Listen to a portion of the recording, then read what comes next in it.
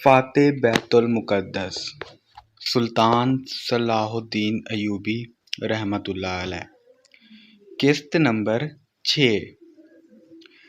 اگلے 10 دنوں میں ہزارہا تربیت یافتہ سپاہی امارات مصر کی فوج میں آ گئے، اور ان 10 دنوں میں ذکی کو ناجی نے ٹریننگ دے دی کہ وہ سلطان کو کون کون سے طریقے سے اپنے حسن کے جال میں پھنسا کر اس کی شخصیت اور اس کا کردار کمزور کر سکتی ہے۔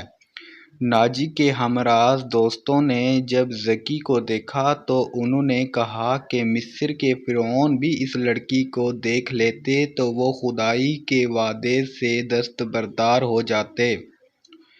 ناجی کا جاسوسی کا اپنا طریقہ تھا، وہ تیز اور دلیر تھا۔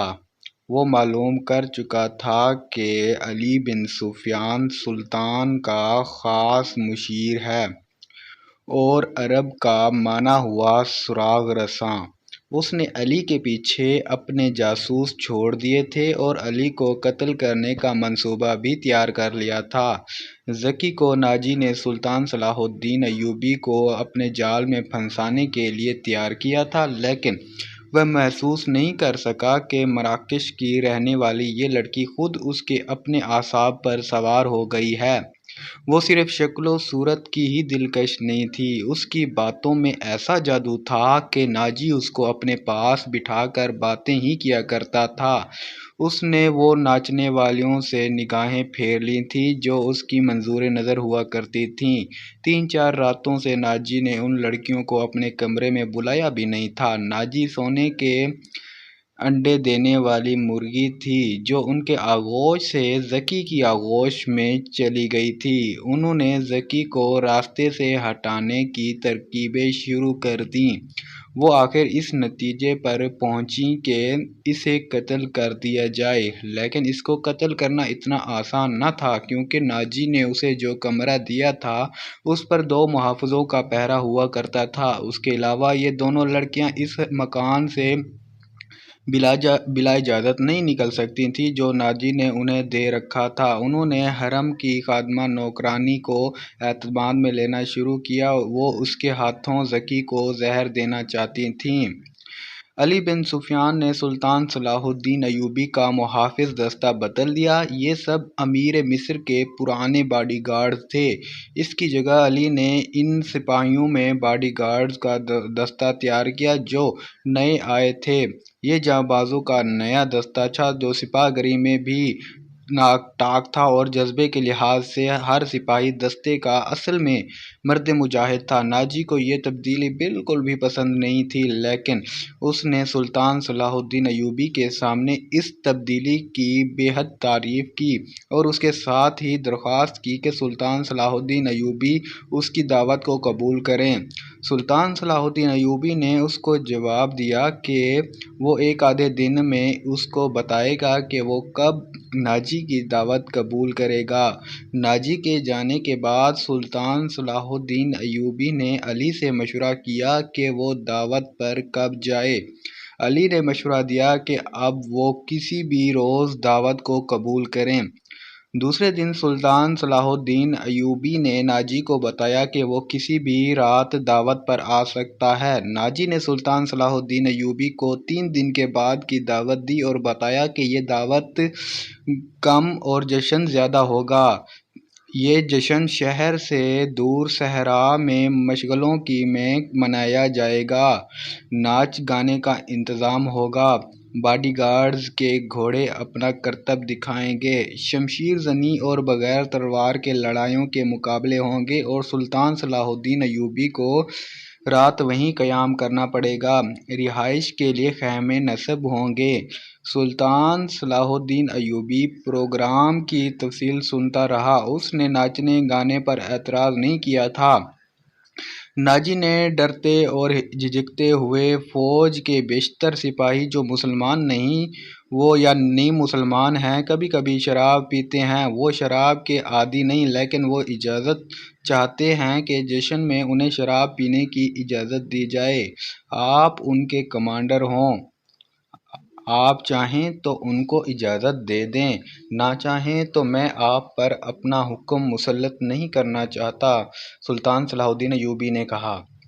سلطان صلاح الدین ایوبی کا اقبال بلند ہو، میں کون ہوتا ہوں اس کام کی اجازت دینے والا جس کو آپ سخت ناپسند کریں، ناجی نے کہا۔ انہیں اجازت دے دیں کہ جشن کی رات ہنگامہ آرائی اور بدکاری کے سوا سب کچھ کر سکتے تھے۔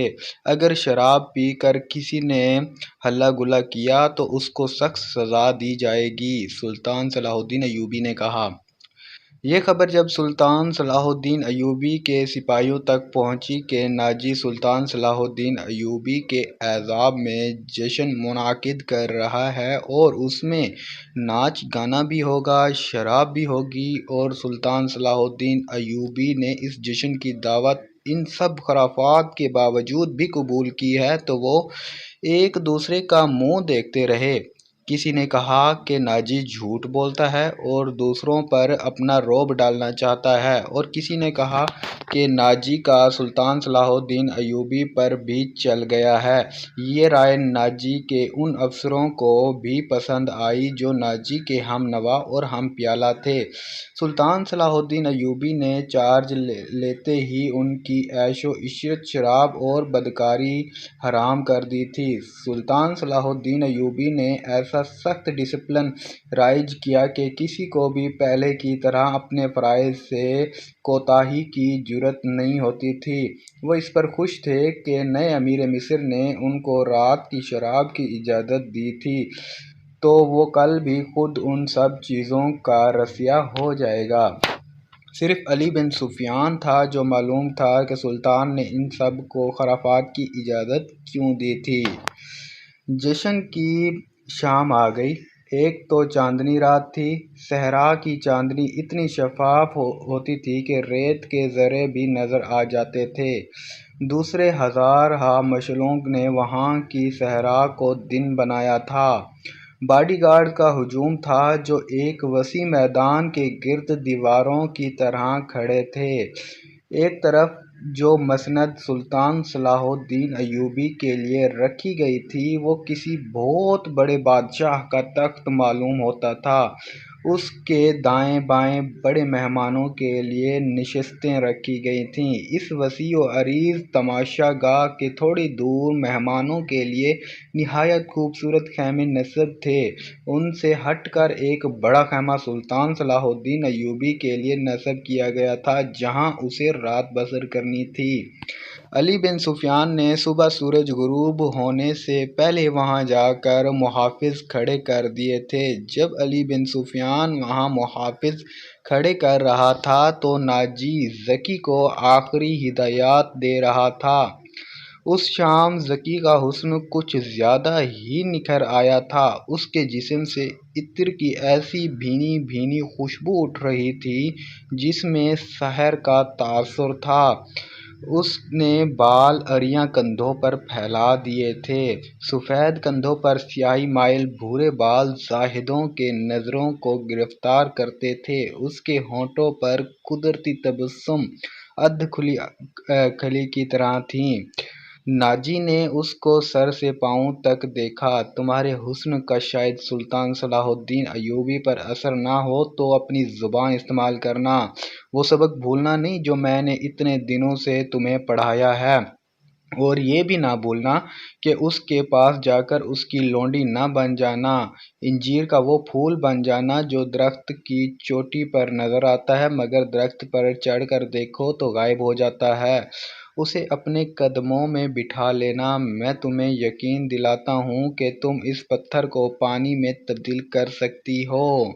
اس سرزمین میں کلوپترا نے سیزر جیسے مرد آہن کو اپنے حسن و جوانی سے پگھلا کر مصر کی ریت میں بہا دیا۔ کلوپترا تم سے زیادہ خوبصورت نہیں تھی۔ میں نے تم کو جو سبق دیا ہے وہ کلیوپاترا کی چالیں تھیں۔ عورت کی یہ چالیں کبھی ناکام نہیں ہو سکتیں، ناجی نے کہا۔ زکی مسکرا رہی تھی اور بڑے غور سے سن رہی تھی۔ مصر کی ریت نے ایک اور حسین کلیوپاترا کو حسین ناگن کی طرح جنم دیا تھا۔ مصر کی تاریخ اپنے آپ کو دہرانے والی تھی۔ سورج غروب ہوا تو مشعلیں جل گئیں۔ سلطان صلاح الدین ایوبی گھوڑے پر سوار آ گیا۔ سلطان کے آگے پیچھے دائیں بائیں محافظ کے دستے گھوڑے تھے جو علی بن سفیان نے منتخب کیے تھے۔ اسی دستے میں سے ہی اس نے 10 محافظ شام سے پہلے ہی وہ یہاں لا کر سلطان صلاح الدین ایوبی کے خیمے گرد کھڑے کر دیے تھے۔ سازندوں نے دف کی آواز پر استقبال دھن بجائی اور صحرا امیر مصر سلطان صلاح الدین ایوبی زندہ باد کے نعروں سے گونجنے لگا۔ ناجی نے آگے بڑھ کر استقبال کیا اور کہا، آپ کے جانثار، عظمت اسلام کے پاسبان آپ کو بصرہ چشم خوش آمدید کہتے ہیں۔ ان کی بے تابیاں اور بے قراریاں دیکھیں، آپ کے اشارے پر کٹ مریں گے۔ اور خوشامد کے لیے اس کو جتنے الفاظ یاد آئے ناجی نے کہہ دیے۔ اس طرح کی مزید ویڈیوز دیکھنے کے لیے، کہانیاں سننے کے لیے ہمارا چینل سبسکرائب کر لیں۔ اگلی کہانی اگلی ویڈیو میں آئے گی انشاءاللہ۔